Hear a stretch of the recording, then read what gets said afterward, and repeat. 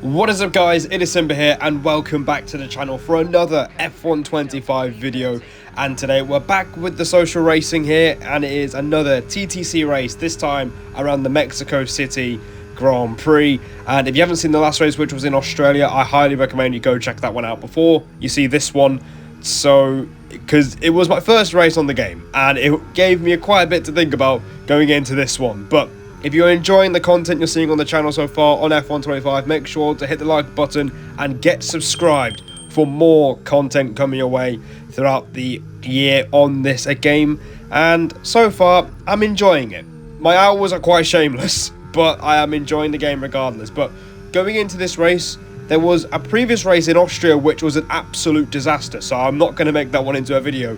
But you can see we're using a webcam for this one as we make a huge mistake through the right-hander there. We just opened the overtake button a little bit too early, but you can see there's myself in the webcam on the bottom left-hand side of the screen. Let me know what you guys think of it. I am trying this out before League Racing properly starts in a couple of weeks' time, so let me know what you think in the comments below. And now, let's actually talk about what's going on screen. You can see we actually did a really good first sector, 28-0, but we messed up in the middle sector. Now we're going again on the same set of tyres, and we were 4/10s down on the Delta before the Delta's flying up now, as we're nearly 11 seconds up, but this has not been a good lap. Oh dear. As the lap is only enough for P17, and we are rock bottom. We are last, ladies and gents, and you can see on our second lap of the session, the Delta's flying again, this time down the main straight, because we actually started the last lap with a limited amount of battery, I think about 80%, and that's quite a difference around this track, because this track has the longest run down to turn 1, so you really want to make sure you've got enough battery to use down the main straight, because that is the difference between a good lap or a awful start to the lap as well, as we literally matched the first sector we did the first time of asking. Another 28-0 on the books as we come through sector 2, where you can see we're using second gear in qualifying, which is a radical concept, as oh dearie me, an apex is a radical concept through that left-hander. Dearie me, we missed it by a mile, but we're still carrying on with the lap anyway. 7 tenths up as we're coming into the second sector split, but we're 4.5 tenths off TTM Placky, and he's in 16th position at the moment in the Ferrari. So again, this is a really poor lap as we are crawling through sector 3. Another missed apex as we come up to the line now.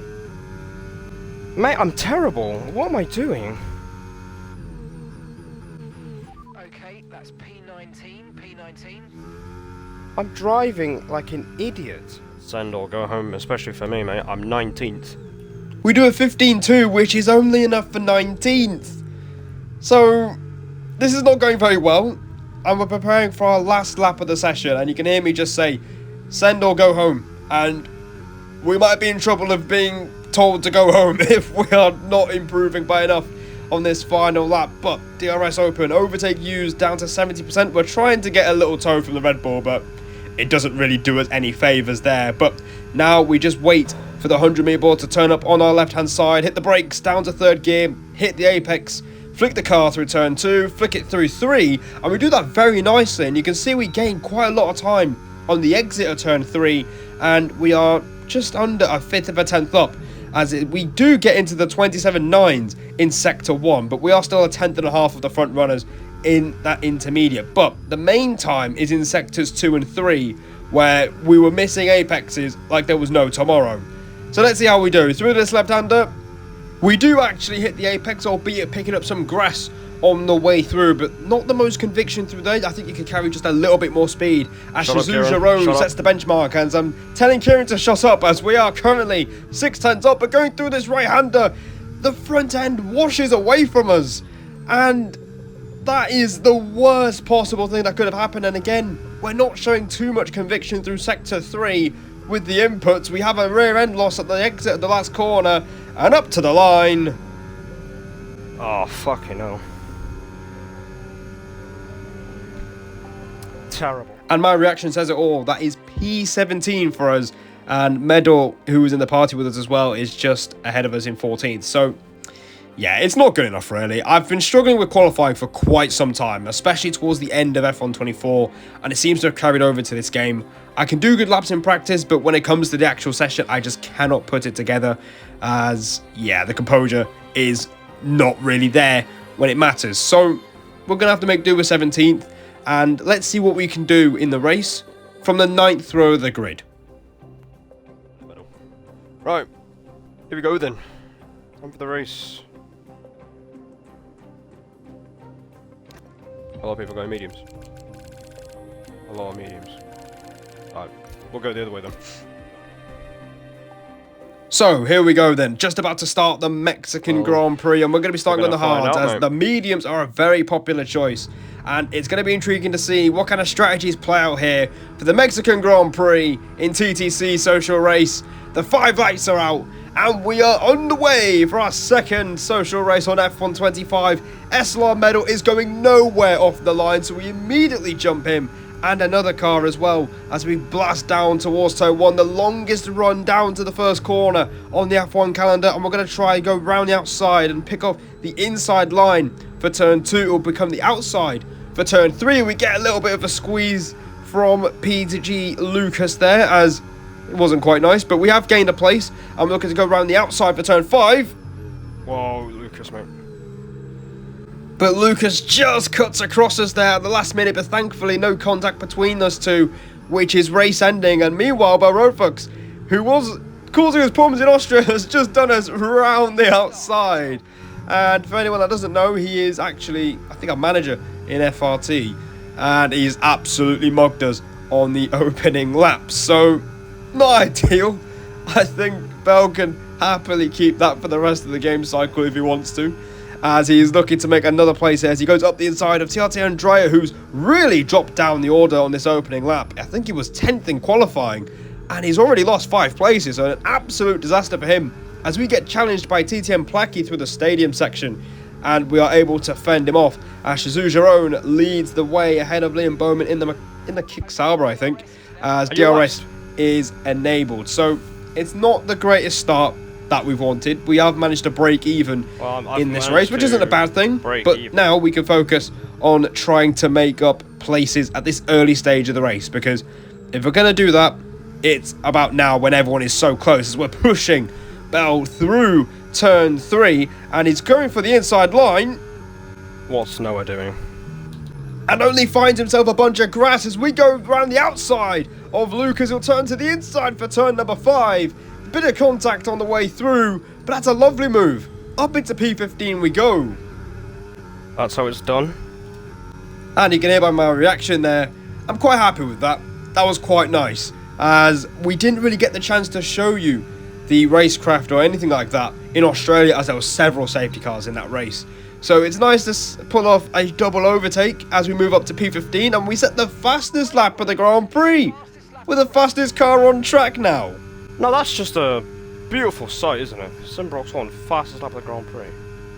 And you can hear me just enjoying that, as, yeah, we're the fastest car on track at the end of lap 3. So I was feeling quite confident, but that is a little bit silly, as we just cut turn 3 without a care in the world there. So not great. But on to lap number 5 now, and we're catching up to the pair of RBs of Thomas Covers and TTM Ryan, as that's another warning. Oh dearie me. Very careless warnings at the start of this race, as that is 2 warnings already. So we're going to have to do 31 laps of Mexico without getting another warning if we want to be penalty free in this race. As you can see now, the 2 RBs have swapped places. Thomas gets ahead of Ryan, who's struggling on his medium tyres, so that tells me that the hards are the better tyre to be on at this stage of the race. And you can see here, I was having a bit of a look at Ryan going into turn number 4, and I kind of wish I just went for it, because he was clearly struggling for grip here at this stage of the race. You can see he's got a 3-second penalty, so track limits are brutal around Mexico, and Ryan is the first casualty of the race. And you can see he goes very wide through this fast section of the track, and he is really struggling. But meanwhile, oh shit, I'm afraid you've been given a time penalty for that last incident, mate. it's not ideal. Mate, where is Ryan going? Are you that silly? All of that just for him to bin it anyway. Right. Well, a few things happened there. First of all, we got a penalty, which was quite inevitable how careless the first 2 warnings were. And Ryan just binned it, which means we have no DRS to work with for a number of laps, and now we're having to swap places with Lucas, who has basically just stuck behind us. But thankfully, this was worth it, because we do get back in DRS by the end of lap number 12, and that's a crucial stage of the race, because the pit stop phase is taking place for those on a 2-stop, because the tyre wear is really abrasive on this year's game. So you've got to think about whether you want to be on a 1-stop or a 2-stop, and that's pretty much a nice element added to league racing these days, as normally a 1-stop is a given no matter what circuit it is. But thinking about tyre wear, thinking about tyre management is a big factor in this year's game, which will be very nice in league racing, because there'll be a butt ton of strategies that people can be using to try and get ahead of the opposition. So it is quite nice to see. As on to lap 13, you can see we are jumping up the order because people are pitting and we're yet to stop. But this is our scheduled pit stop lap. I was thinking about a 2-stop strategy here for this race, as we are going to box at the end of this lap, pit on another set of hards as we get another warning. That's our 5th one of the race. I can't remember when I got my 4th one, but 1-5 warning. So we're 1 away from 6 seconds. Yep, well, not the worst stint in the world, but I'm literally 1 warning away from 6 seconds, which isn't ideal. So you can hear me talking to Medal and Kieran in the party as well about the first stint. It wasn't too bad, but it was just a little bit unlucky that we lost DRS thanks to Rayan just not caring a jot in the world. But we come out of the pits, we're P17, and it actually hit me just realising we're last on track. So we've got some work to do in this middle stint of the race. You can see JT looking to make some progress. He pitted alongside us. Lucas pitted for another set of mediums as well. And we've got Crowding in the Mercedes. Now, he's our teammate for the race, but he's not my teammate in terms of a team, because he's in TTM and we're in FRT. So we're going to try and follow JT through on the inside into turn 4. We're up the outside for turn 5. Crowding isn't giving this up. And again, through the double right-hander. Don't fight anyone else, but fight me instead. Honestly. Can't stand this cunt. And you can hear I'm not very happy, as Crowding is basically Lucas and JT got through relatively unchallenged, but now we're pushing him through Sector 3. So this tells me that he's on older tyres and he's fighting the car everywhere, and we finally draw alongside our quote-quote teammate for the race, and we do get past him, but I'm not happy. You can see me waving my arm around in frustration on the bottom left-hand side of the screen, but we don't take too long to get into the DRS train again. As you can see, SLR Medal, he had to pit early as he was really struggling on setup in the race. Whoa, hello. I don't think you needed to do that, but I appreciate it, mate. Nice move. Good job. And that was very frustrating for him, because he was actually feeling quite confident about his pace, but he moves out of the way with a red carpet. Oh my god, what am I seeing? Who's this Alpine in front? If this is Noah, I'm gonna it's better. Noah! Get on with him! But the complaining doesn't stop there, because now it is literally a traffic jam going through Sector 3, because it turns out Barofux, or as I call him, Noah, is holding the pack up here. Oh my gosh. Cheers, Noah. What a guy. So we've got quite a few cars to deal with, and again our FRT partner is in the way this time around, so we're going to try and pass him down towards turn 4. No need to worry Oh, about the tyre condition for thanks, now. mate. Everything's looking good. Well, maybe I didn't need to show him after all.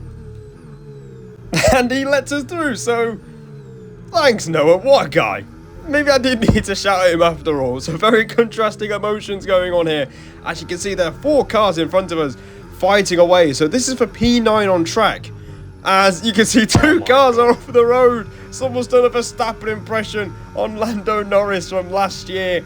And I'm getting flashbacks to WR Tier 2 on F123 because things are getting a little bit messy and pretty close between several cars fighting for the same piece of tarmac.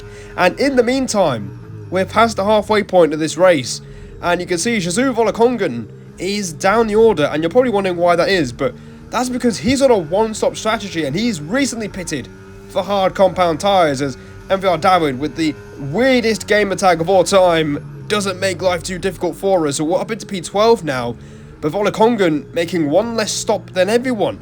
Well, most people around us in this race, so he gets through as well. I tried to help David through the braking point there of turn 4 by trying to go a bit wider so he can go down the inside, but that didn't quite work out for us, or him, so he loses another place. So a few more cars pitting at the end of lap 19. I think that's Andrea on the one stop as well. As now we're going to move into the top 10 as we do get past the Red Bull of Lucas, but Volokongan is going to go for the double overtake. And you can see I don't really put too much of a fight here through turns 1, 2 and 3 because I know he's on fresher tyres, so I'm going to try and just let him go and see if I can follow him through as we are racing some of the cars around us. So you can see onto lap 20, near the end of the lap now, Volokongan makes light work of Thomas Covers, and this is the frustrating part because you can see JT and Volokongan are up the road. We don't quite follow him through, and by the time Covers pits, we've lost a lot of time to the Aston Martin and the McLaren up ahead. My god, I've lost 5 seconds to Volokongan. What? And that realisation is a little bit depressing, and that just shows that we don't quite have the aggression compared to Volokongan and GT, who were prepared to make those moves happen to aid their own race. And we didn't quite show that, so that's why we've lost so much time. So, Mate, that would have been a generational safety car. it's not ideal, but we kept on pushing in clean air towards the end of lap 25, where we are going to make our second stop of the race, and we are going to move on to the medium tyres. We were P4 when we pitted, and you can hear me in the background. Someone retired on track, and it would have been the greatest safety car of all time because the timing would have been absolutely perfect as we were P4 on track by the time we made the pit stop. But now we're down to P13. I think only 16 people left in this race. A few people have also disconnected. So I think Liam Bowman was one of them as well. So we're going to try and push as much as we can on these mediums to the end of the race. You can see we're setting some pretty decent laps in the minute. 17.7. Not the quickest you'll ever see, but I'm sure these laps will get polished out as the game continues and as the setups will be improved across the game cycle. So on to lap 30, we're P12. Make that P11. We overtake Liam Bowman. What an achievement. No, I'm joking. I'm joking, guys. I'm joking. He's ghosted. He's clearly disconnected from the session. He couldn't get back in, and I think he was fighting for P2 or P1. He was very dominant in Austria, and I will not talk about my involvement with him in Austria, but we're going to keep pushing. We are currently 4 seconds behind Covers, but at this stage we're not really catching him as much as I would like. We're down to 3.4 seconds between ourselves and the RB, so if we carry on at this rate and avoid another penalty, we're on for P10 on track. I'm not really catching Covers. Whoa, no! Oh, fucking hell. Okay, be careful with Didn't the front need to wing. do You've that. taken some minor damage. Fucking hell. Well, there goes my top 10. Jesus. And unfortunately, there goes any chance of us getting P10 in this race. We had a spin, and we've got front wing damage, so that's pretty much game over. Not the best way to end the race. You can see I'm going through the tyre temperatures now, and you can see my rear tyres were overheating. So that's probably why we dropped it so easily, but we'll call it a day, and that is race over, but it's only a social race, so easy chance for practice, but overall, I have a few positives to take from that race, even though the result and the qualifying didn't go too well. So first of all, we can make some pretty nice overtakes when the opportunities arise. I think there were some pretty nice moments there. And the pace was a lot better than the last race I did in Austria, where it was an absolute disaster and I deleted the stream straight after the race because I was that unhappy about it. And I really didn't want to make that one into a video. So we've made a step forward from that last race, and I'm starting to slowly get the idea of the handling and how to drive the car smoothly. So that's going to be the main challenge for me on this game, because I'm not the smoothest driver. So the faster I learn that, the better the races and the driving will be overall. Also, it turns out the one-stop seemed to be the better strategy, because Volokongan ended up winning that race along with JT in 4th place. So that's a lot of learning from everyone, and that's why we do these social races, because it's the best way to prepare for the league racing season, which is in a couple of weeks. And I'm looking forward to it, and I'm hoping to keep improving the pace, because we're not where we want to be at right now, but there's still early days and plenty of time to make things happen. So be sure to hit the subscribe button if you enjoyed this video. There'll be more content on the way. Check out the 2 videos on screen if you haven't seen them already. And as always, I will see all of you in the next one.